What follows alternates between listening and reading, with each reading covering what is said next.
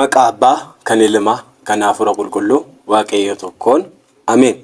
Ashamaa akkam jirtu maatii Aroo TV biyya keessaaf biyya alaa teessanii fagoorras dhiyoorras teessanii karaa foddaa Aroo TVdhaan kan nu hordoftan marti keessan nageenyi badhaadhaa ana bira gaariidha. Galata Waaqayyoo akka nagaa taatanis abdii guddaan qaba. Nagaan ana bira jiru simbirallee ajiraatu.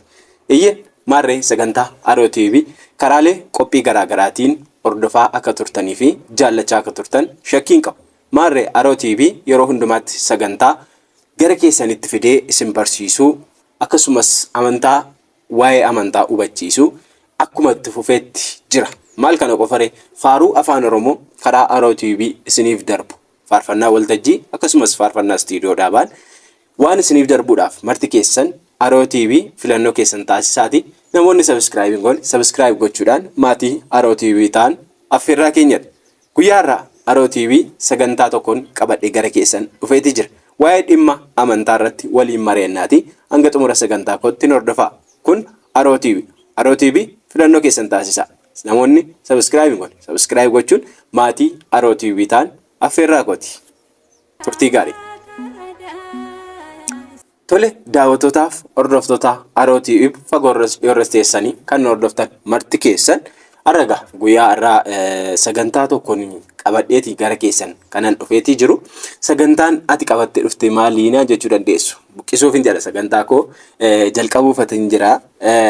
Guyyaa irraa sagantaan qabadhee dhufee dhimma amantaa irrattii fi akkasumas amantaa tawaahidootiin wantoota wal qabatan wantoota muraasa waliin dubbannaa jechuudha. Jalqaba irratti waanan dubbachuu barbaadu egaa miidiyaa kana irratti qoshee karaa TikTokidha viidiyoon tokko naannaatii jira. Viidiyoo sana irratti waa jenneetii erga dabarree booda dhimma biraa irratti immoo waliin haasofna. Waaqayyoon nu haa gargaaru hunda keenya duukaa ta'u xumuraatti nu hordofaa. Egaan viidiyoon TikTok irra gidduu kana naannaa jiru guyyaa lamaan kana naannaa jiru maalidha naan jechuu dandeessu. Innis viidiyoo kana ilaalleetii walitti deebinuti. Viidiyoon kun maalidha?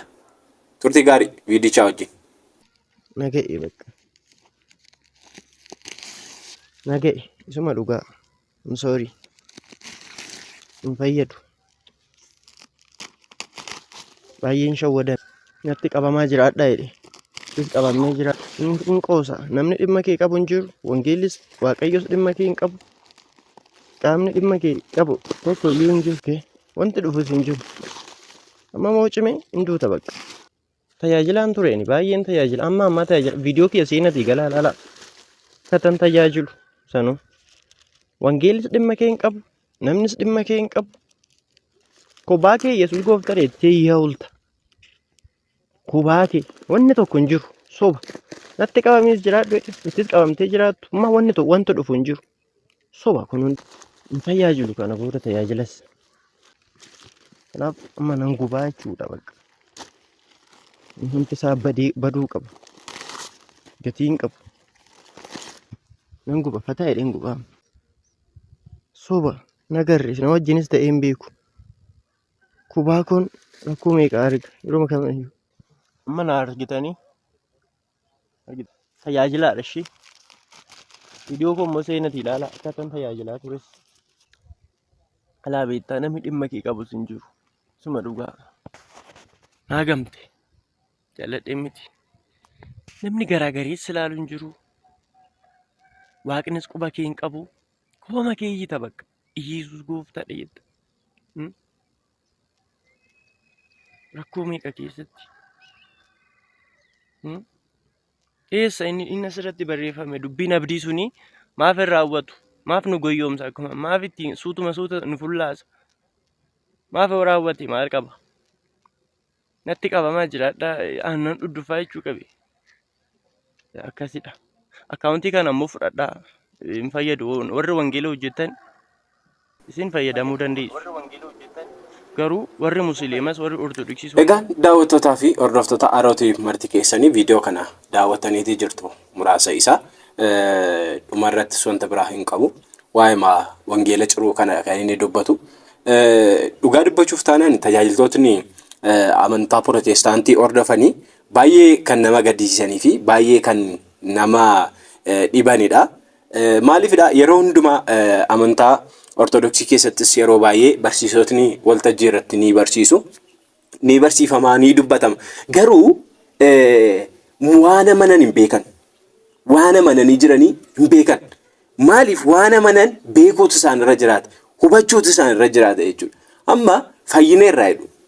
Nuti fayyineerraa Kiristoosiin fayyine, Iyesuusiin fayyine jedhaniiti dubbatu jechuudha. Namni Iyesuusiin fayyee dubbii sagalee Waaqayyoo cireen balleessu. Dubbii sagalee Waaqayyoon balleessu. Har'a viidiyoo kana hordofne kan mucaa kana qofa hordofne malee baay'een immoo kan dhoksaatti godhe meeqa jira jechuudha. Maaliif abdiin inni naaf gale meerree, inni naaf siif raawwadha naan jedhe meerree, Waaqayyoo callisee dubbata, Waaqayyoo callisee yaasa.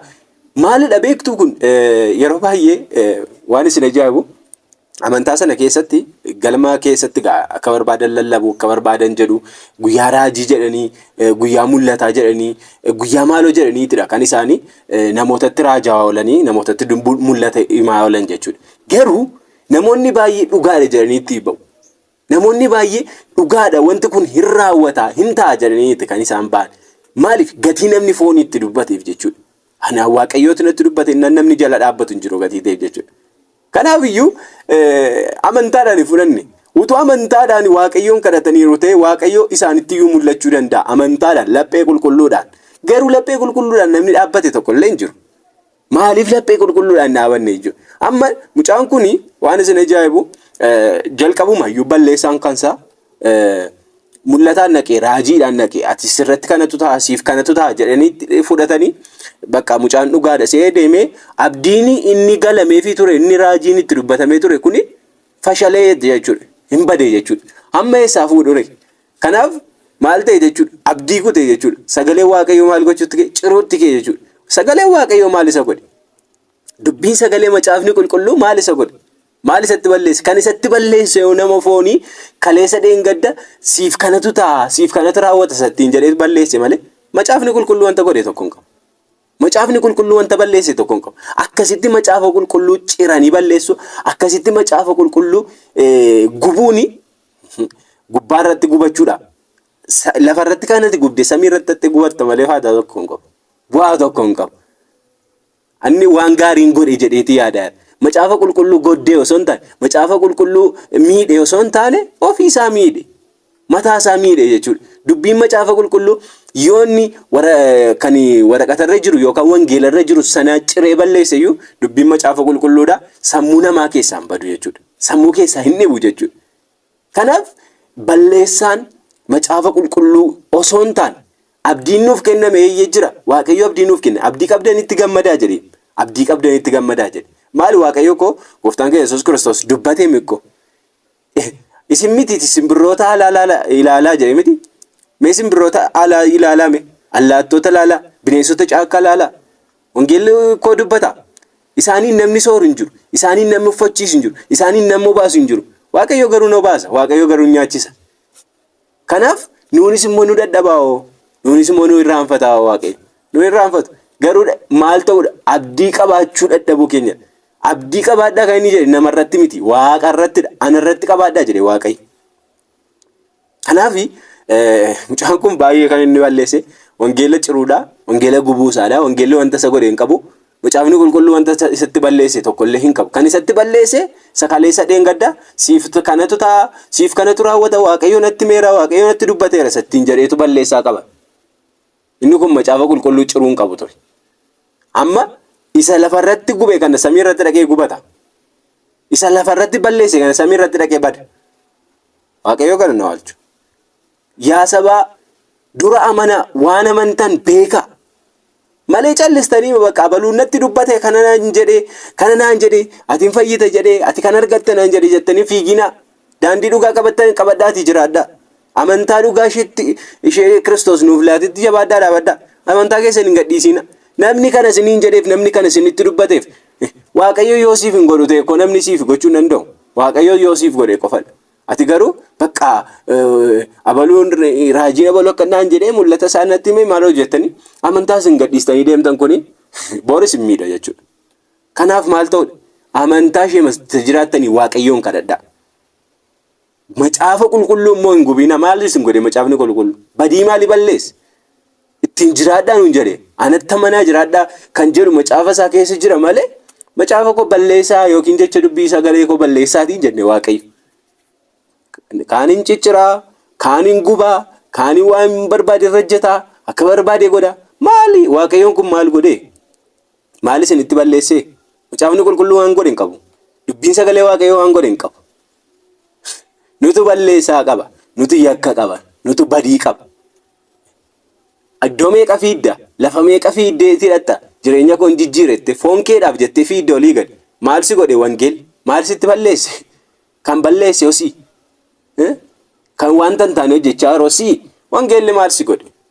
Wangeelli maal sitti balleesse? Kanaafuu badii guddaa waan fokkisaadha kan inni mucaan kun hojjete. Wangeela ciruu hin qabu ture. Waaqayyoo bannaaf qalbii isaaf laatu dhugaa. Waaqayyoo gara isaatti adeeffatu malee macaafa qulqulluu ciruu hin qabu. Macaafa qulqulluu balleessuu hin qabu. Macaafa qulqulluu bakka guddaa bakka iddoo gaarii kaa'uun nurra jiraata. Nuti mataan keenya iyyuu macaafa qulqulluudhaaf kitaabilee kadhannaa irraa kadhannu wantoota garaagaraa bakka gaarii kaa'uun nurra jiraata. Bakka ulfinaa kaa'utu irra jiraata malee iddoo hin taane kaa'uun nurra hin jiraatu ijoollee. Namoota akka kanaarraa maal barannesh? Namoota akka kanaarraa barumsa maaliif hannu? Waa tokko miidiyaa kana irratti dhaloota ittiin balleessaa jiru, dhaloota ittiin kuffisaatii jiru jechuudha. Akkasitti miti sagalee Waaqayyoo kan barsiisan. Dhaloonni dhufuus ikko bakka nan fayyadu jedhee wangeela ciraa jechuudha. Wangeela gubaa jechuudha akka. Amma kanarraa nama meeqa barate yoon? Wangeela ciruudhaaf, wangeela balleessuudhaaf. Maaliif inni waa tokko hin taane ani yoon ciree waa tokko hin ta'edha. Anis yoon ciree waa tokko hin ta'e, inni hin ciree. Anis gara itti ciruun dhabaa jiraayedha. Kanaaf wangeela ciruun hin barbaachisu. Kan balleesse anaafis malee wangeelli waan godhe qabu. Macaafni qulqulluu waan godhe hin qabu jechuudha. Kana baay'ee tan gaddee viidiyoo kana argeetan gara keessan dhufe waan raawwadha.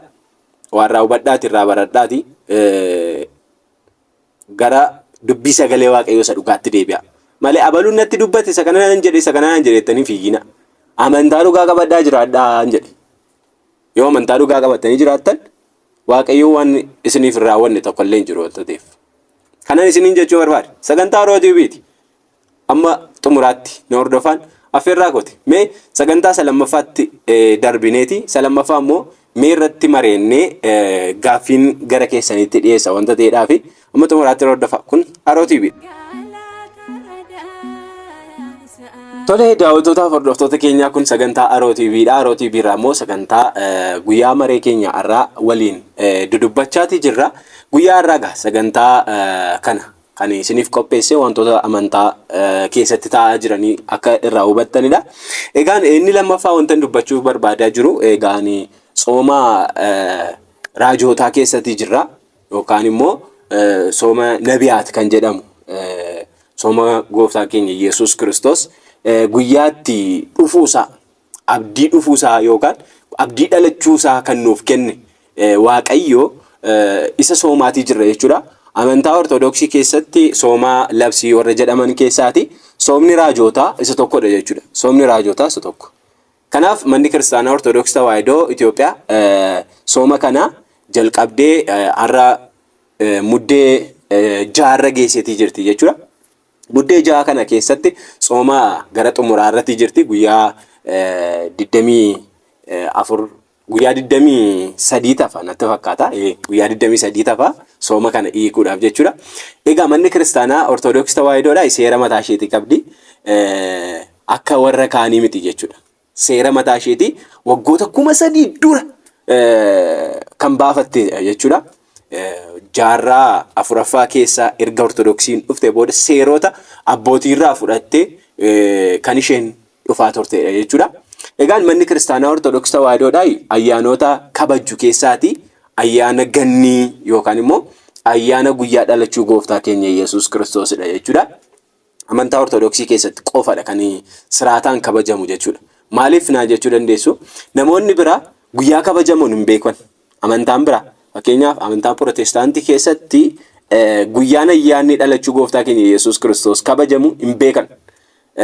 Manni kiristaanaa Ortodoksii Tawaahidoo immoo lakkoofsaan keesseetii qabdi jechuudha. Lakkoofsaan keesseetii qabdi. gaafa 29 fi gaafa 28 kan kabajamu ni jiraata jechuudha. Kanaaf guyyaa 29 yoom kabajama, guyyaa 28 yoom kabajama kan jedhu kan beeku eenyu qofa? Mana amantaa Ortodoksii qofadha jechuudha. Eessaa fidanii kabajuu? Eessarraa argatanii? Lakkoofsi manni kiristaanaa Ortodoksii Tawaahidoo keesseedhaan fayyadamaa jiru moo lakkoofsa mataa isaaniidhaan fayyadamaatii jiru amantaanii Protestaantii yookaan amantaan biraa dhalachuu gooftaa Yesuus Kiristoosiin kan isaan nu duukaa kabajan? Anaaf gaaffii nattuma yeroo tokko manni amantaa Ortodoksii Tawaahidoo duraa kaasteedha. Har'a garuu namoota amantaa garaagaraa qabantu maal godha? Ortodoksii duukaadha kan isaan kabajan jechuudha. Maaliif of danda'anii kabajan? Maaliif ofii isaanii danda'anii guyyaa dhaabbataa qabatanii maaliif hin kabajin? Amantaan Ortodoksii irratti gufuu ta'u, amantaa Ortodoksii irratti ba'aa ta'uun maaliif bu'aansa? Sila nurraa citan miti, sila nurraa ba'an miti, ammas maaliif karaa kanaas nurraa addan baane? Yesuus Kiristoosiin hin lallabdu, Yesuus Kiristoosiin hin beektu manni amantaa Ortodoksii nuun jedhan miti? Eeyyee hin beektu nuun jedhan. Nu ta'uu beennaa? Ishi guyyaa dhaloota gooftaa keenya Yesuus Kiristoosiin jenneeti kabajna manni amantaa Ortodoksii Tawaahidoo. Ayyaanota sagalan gooftaa keenya Yesuus Kiristoos jiran keessaa isa tokko kan ta'e jechuudha. Ishi eessaa finneere kana? Isin immoo eessaa fiddanii kabajan? Na ajaa'ibdu amantaa kuni baay'ee mana ajaa'iba jechuudha. Maaliif hin beektani? Eenyu akka fide ayyaana kana eenyu fide akka kabachiisaa jiru hin beektan? Hin beektan. Abbootiin mana kiristaanaa Ortodoksii Tawaahidoo keessatti qooda guddaa ba'aniiru jechuudha. Ayyaanota Faasikaa isaa fuutanii kabajaa jirtu. Eessaa argattan? Kitaaba isa kamirra jira? Guyyaan isaa gaafa yoomidha? Soomiin gaafa jalqabuuf gaafa xumuru eessaa fiddan? Hin jiru. Amma soomiinuuni kan bara 2017 kana guyyaa jalqabnu qabna, guyyaa xumurru qabna. Mana kiristaanaa Ortodoksii Tawaahidoo keessatti. Utuu achi butanne isaanis achi butatu. Maaliif hin beekan wanta ta'eef? Utuu as siqsiisne asuma siqsiisu isaanis. Utuu achi bunne achuma butu isaanis. Hin jiru yoo jenne immoo hin jiru jedhanii bira darbu jechuudha isaanis. Kanaaf Ortodoksii immoo jibbu. Ortodoksii immoo arrabsu. Ortodoksii immoo xiqqeessu jechuudha. Danda'ama maari? Utuu amma amantaa Ortodoksii keessatti soomni Faasikaa kan bara 2017 haafuu bara 2018 dabarsinee irraa tu'eeme akkamitti jedhu? Akkamitti hafaa? Guyyaan Faasikaan kabajamuu reedu? Hin kabajamu. Kanaaf eessaa fiddanii akkan isin kabajan? Maaliif of dandeessanii hin kabajan? Sila of dandeessanii baatan miti? Sila of dandeessanii amantaa Ortodoksii keessaatii haqamtan miti? Maaliif of dandeessaniiti guyyaa dhaloota gooftaa Yesuus Kiristoosii fi guyyaa du'aa ka'umsa isaa maaliif of dandeessanii maaliif hin kabajne? Maaliif hin kabajne? Guyyaa Paaraakilootoosii maaliif of dandeessanii hin kabajne? Guyyaa Hafuurri Qulqulluutti dhufu. Maaliif of dandeessanii hin kabajne? Maaliif amantaa Ortodoksii qofaa irratti hundooftu sen? Maaliif amantaa Ortodoksii qofaa irratti bu'uureeffattan sen? Isa yoo amantaa Ortodoksii arrabsaa, amantaa Ortodoksii xiqqeessaa. Biyya kana keessatti amantaa Ortodoksii nan balleessa jechuun baay'ee ulfaataadha. Hin danda'amus balleessuun. Hin danda'amu kan ni ulfaata wanta ta'eef. Hin yaadamus. Amantaa Ortodoksii kan baddoo osoo hin taane kan bara baraan jiraattudha wanta ta'eef jechuudha. Biyya kana keessatti qooda guddaa qabdi gatii ta'eef jechuudha. Amantaa yeroo jalqabaaf hundoofteedha gaafa nuun jennu soba miti. Kiristoostu hundeesse wanta ta'eef. Arraba keenyaan dubbannu osoo hin taane dhugaa jiruutu lafa jira wanta ta'eef kan eenyuyyuu dubbatudha. Amantaa Ortodoksii maal akka isheen taate kan sirriitti beekudha jechuudha. Addunyaa guutummaatu waa'ee amantaa Ortodoksii sirriitti beeka jechuudha. Egaan kanaafiyyuu amantaa Ortodoksii keessatti kan kabajamu ayyaanoti gurguddaa jedhaman ayyaanoti gurguddaa Yesuus Kiristoosiin kan ilaallatu sagalan gurguddaa qabna jechuudha. Malee amantaan Ortodoksii keessatti Yesuus Kiristoosiin lallabamu, Yesuus Kiristoosiin barsiifamu, isaaniin hin beekanii, Yesuusiin hin beekanii kan immoo guyyaa ayyaana gooftaa keenya Yesuus Kiristoosiin nu duukaa kabaju immoo eenyudha? Isaanuma mataa isaaniidha jechuudha. Argitaniittu isaanuma mataa isaaniidha. Maaliif nu duukaa kabaju reessa immoo? Nuunoo Yesuus Kiristoosiin beennu maaliif nu duukaa kabaju re? Erga hin beenneeti. Beeknaaf kabajneeni? Gatii beeknuuf immoo nu duukaa kabajan miti?